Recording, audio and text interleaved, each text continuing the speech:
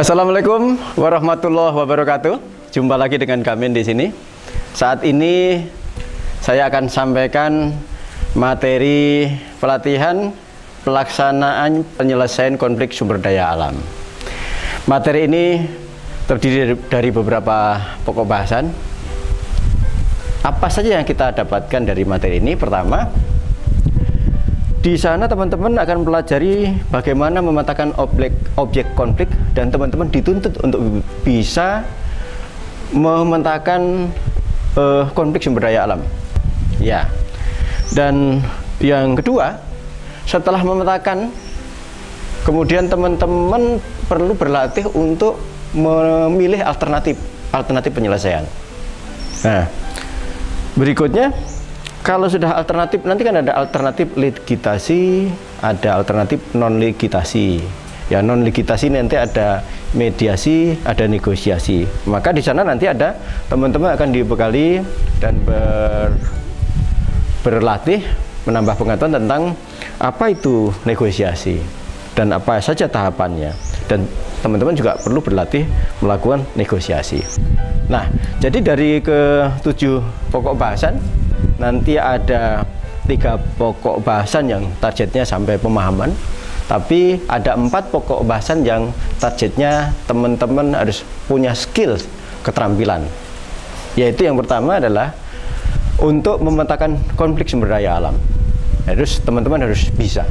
Yang kedua, untuk memilih alternatif, teman-teman harus bisa. Dan yang kelima nanti adalah melakukan negosiasi, teman-teman harus bisa. Dan yang keempat yang harus bisa adalah melakukan mediasi, teman-teman nanti harus bisa.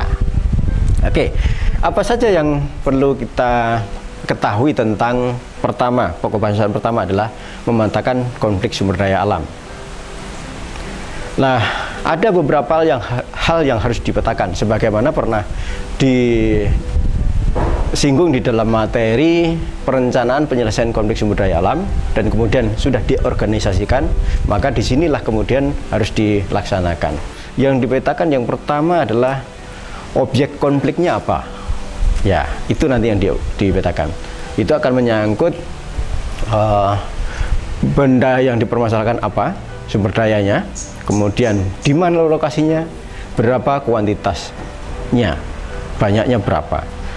Dan kemudian yang dipetakan berikutnya adalah sejarah kejadiannya seperti apa. Ya, itu bisa dipetakan menggunakan tabulasi tahun dan kejadian, atau dengan menggunakan timeline, jadi garis waktu gitu ya, rentang waktu, tahun berapa kejadian apa. Nanti kita akan demokan dan mempelajari itu.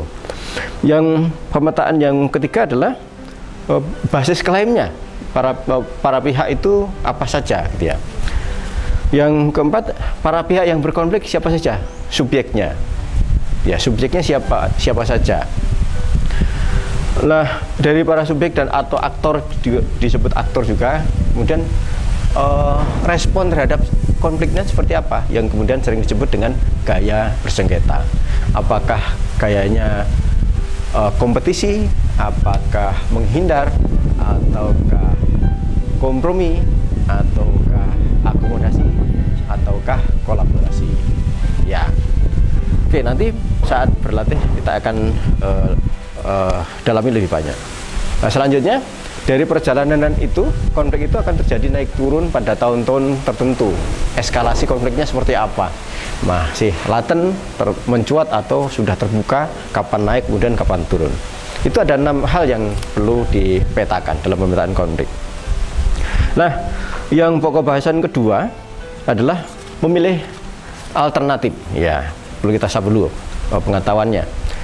Alternatif itu apa saja? Jadi kalau alternatif bisa dipilih berdasarkan potensi-potensi yang ada, juga bisa dipilih berdasarkan gaya sengketa yang ada.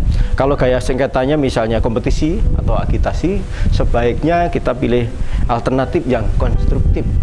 Ya, kalau para pihak saling memaksa, konstruktif artinya apa? Biar membangun. Kalau usulannya harus dilepaskan dari kawasan hutan dan sebagainya, ya harus bagaimana kemudian bisa dilepaskan dengan proses yang benar sehingga para pihak mendapatkan haknya dengan dibenarkan oleh hukum yang ada. Jangan sampai terjadi destruktif kalau pada para pihak saling berkompetisi, jangan sampai terjadi kekerasan, jangan sampai menghilangkan aset orang lain, jangan sampai menghilangkan nyawa orang lain, apalagi luka terhadap orang lain, karena itu nanti jatuhnya sudah pidana, kira-kira begitu ya. Nah, kalau begitu ketika konstruktif nanti perlu ada penengah-penengah yang lain, ada mediator, mungkin pada proses arbitrasi dan sebagainya sesuai dengan pilihan-pilihan. Nah, kemudian setidaknya kalau kompetisi harus diturunkan dulu, itu ada jalan lain, turunkan eskalasinya biar tidak panas, tidak tegang gitu ya. Itu kalau kompetisi, sehingga bisa turun menjadi kolaborasi, karena kolaborasi bisa akomodasi atau kompromi ya.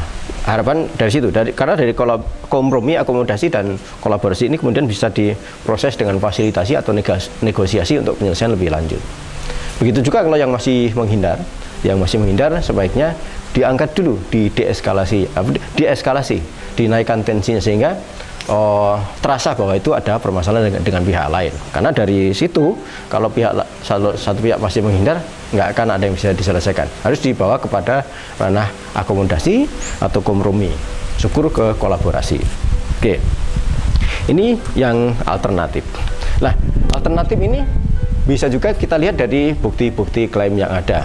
Kalau bukti-bukti hukumnya, bukti legalnya kuat, mungkin orang akan memilih legitasi, ya, memilih legitasi. Kemudian, tapi kalau kira-kira ada banyak kelemahan, jangan kita menentang ke jalur hukum, nanti malah salah dan kalah dan konyol sendiri, gitu ya.